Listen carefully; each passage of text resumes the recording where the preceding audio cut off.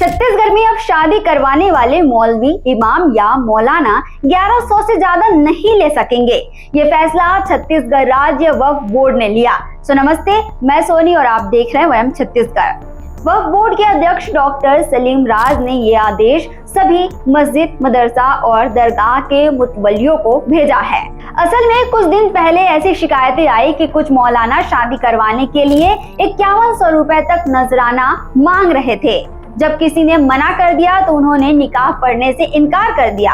इस तरह की शिकायतें मिलने के बाद वक्फ बोर्ड ने बड़ा फैसला लिया।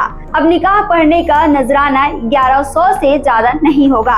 ऐसा इसलिए ताकि किसी गरीब परिवार पर आर्थिक बोझ न पड़े और शादी एक पाक रिवाज ही रहे। इस्लाम में निकाह एक समझौता होता है जिसमें दोनों की रजामंदी जरूरी होती है। इसके अलावा लड़की की सुरक्षा के लिए मेहर का भी प्रावधान शरीयत में है। शरीयत और मुस्लिम पर्सनल लॉ 4 शादियों की मंजूरी देता है। इस्लाम में बहु विवाह की इजाजत के निर्देश कुरान में 7वीं सदी में शामिल किए गए थे। उस समय अरब में जब कबीलों की लड़ाई में बहुत से पुरुष कम उम्र में यानी जवानी में ही मारे गए थे, तब उनकी विधवा पत्नी और बच्चों की देखभाल के लिए बहुविवाह की इजाजत दी गई थी, जो आज भी कानून के हिसाब से लागू होती है। लेकिन आज के वक्त में निकाह के नाम पर नजराने की ज्यादा मांग करना गलत माना गया।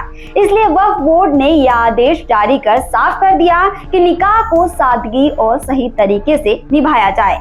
छत्तीसगढ़ से जुड़े और अपडेट्स के लिए आप देखते रहें वयम छत्तीसगढ़।